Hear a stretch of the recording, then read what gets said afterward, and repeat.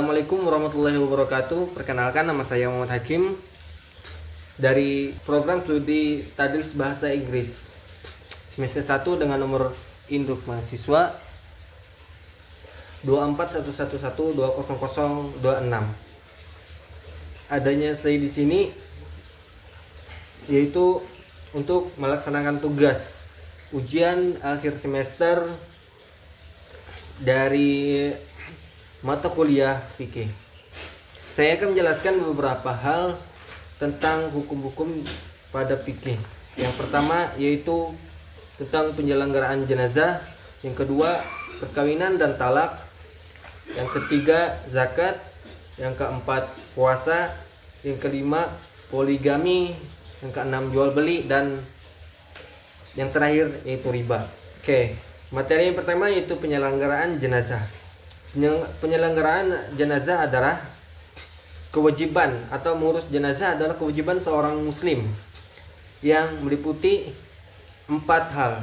Yang pertama yaitu memandikan jenazah, yang kedua mengkafani, yang ketiga mensolatkan, dan yang terakhir adalah menguburkan.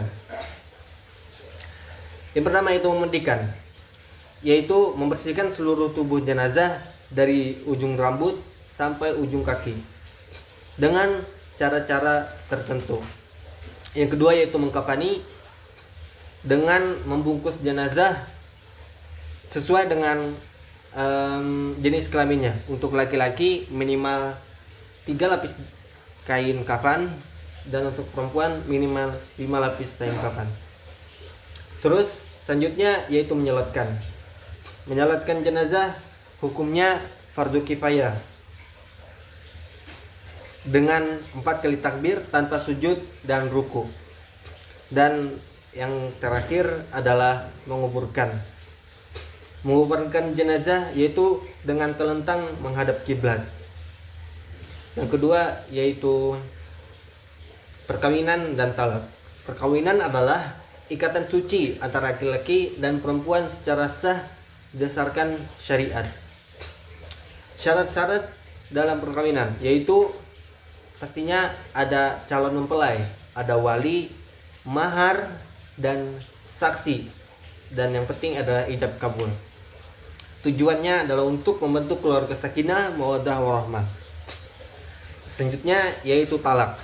Talak merupakan putusan dari suami atas hubungannya dengan istrinya. Talak terjadi menjadi 3. Yang pertama yaitu talak raj'i, yang kedua yaitu talak bain, yang ketiga adalah talak 3. Yang pertama, talak raj'i. Talak raj'i yaitu suami bisa kembali lagi rujuk dengan istrinya selagi belum masa iddah. Yang kedua yaitu talak bain. Suami putus, tidak bisa rujuk kembali dengan istrinya kecuali ada akad baru. Misalkan saya putus dengan istri saya, bercerai dengan istri saya. Nah, talak bain, tidak bisa rujuk kembali kecuali kami nikah ulang lagi. Nah, terus yang ketiga yaitu talak 3.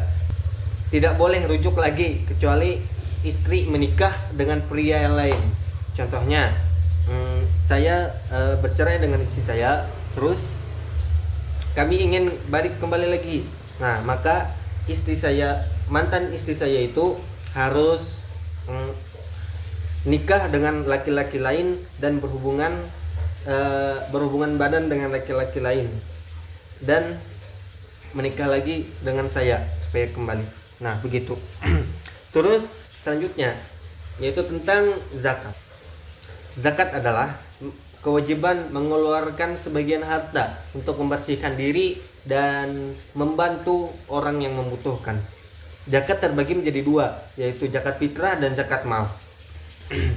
Zakat fitrah adalah zakat yang dikeluarkan setiap muslim menjelang hari raya Idul Fitri, yaitu berupa beras, gandum, dan pokoknya makanan sehari-hari tergantung dengan nilai dari beras tersebut. Yang kedua yaitu zakat mal, yaitu zakat harta tertentu dari emas, hasil tani, pendapatan, atau usaha. Terus selanjutnya adalah berpuasa. Puasa adalah ibadah menahan diri dari hal-hal yang membatalkan puasa, mulai dari fajar hingga maghrib. Hal-hal yang dapat membatalkan puasa yaitu makan atau minum makanan, dan berhubungan suami istri, haid, dan lain-lain. Selanjutnya yaitu poligami. Poligami adalah menikah lebih daripada satu istri dengan syarat adil, mampu, dan yang ketiga adalah persetujuan dari istri. Jika laki-laki itu mampu dan dapat setuju dari istri, maka boleh-boleh saja untuk menikah lagi. Tapi dengan syarat hanya dapat menikahi 4 wanita. Pendapat saya tentang poligami adalah, menurut saya oke-oke aja selagi suami bisa berlaku adil, mampu secara finansial dan mampu secara fisik. Ya, jika laki-lakinya tidak dapat berlaku adil dan tidak mampu dari secara finansial, maka itu tuh bakal ada risiko-risiko tertentu seperti kelaparan, anak yang kelaparan nanti kalau kita laki-lakinya tidak bisa memberikan makanan yang banyak, tidak bisa berlaku adil, atau miring, lebih sayang kepada istri yang kedua. Nah, saya sangat tidak setuju dengan tersebut. Tapi jika ditanya poligami, saya setuju-setuju saja. Yang penting suaminya adil, mampu, dan dapat persetujuan dari istrinya. Terus selanjutnya adalah transaksi jual beli. Jual beli adalah transaksi yang dilakukan dengan syarat yang pertama halal, yang kedua adalah akad yang sah. Tidak ada penipuan, barang yang diperjualbelikan jelas manfaatnya. Jika kita beli barang-barang yang haram, yang tidak tahu ada manfaatnya, maka itu dilarang dalam agama. Ya. Terus yang terakhir yaitu riba. Riba adalah tambahan atau bunga dalam transaksi utang piutang atau jual beli yang dilarang karena menimbulkan ketidakadilan. Contohnya, jika saya berhutang dengan Anda, nah tetapi kita ada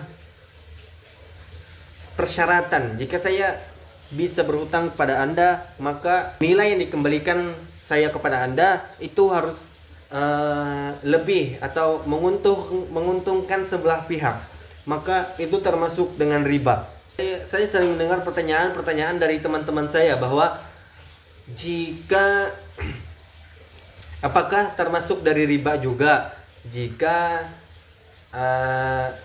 si peminjam uang dengan bank itu sudah tahu bahwa jika meminjam dengan bank maka pasti ada bunganya dan kedua belah pihak ini sudah bersetuju. Apakah itu tuh termasuk riba juga? Jawabannya adalah ya. Jawabannya adalah sama saja. Hal-hal yang termasuk dengan riba adalah hukumnya haram karena tidak ada keadilan di situ.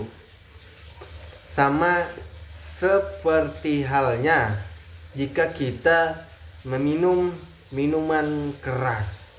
Jika kita minum minuman keras tapi kita tahu bahwa itu tuh dilarang, sama halnya dengan minum minuman keras.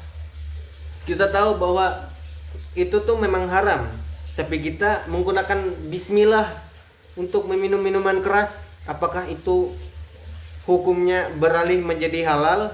Nah, tetap saja hal yang haram tetaplah haram. Begitu juga dengan riba.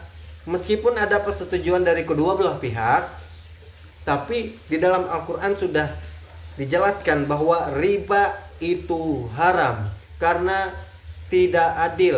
hanya menguntungkan satu belah pihak saja, maka itu hukumnya tetap haram. Mungkin itu saja yang dapat saya sampaikan. Jika terdapat kesalahan, itu murni dari kesalahan saya sendiri. Jika mendapatkan kebenaran, maka itu datangnya dari Allah Subhanahu wa taala. Unzur ma qala wala tanzur man qala. Lihat apa yang dibicarakan, jangan lihat siapa yang berbicara. Syukran. Assalamualaikum warahmatullahi wabarakatuh.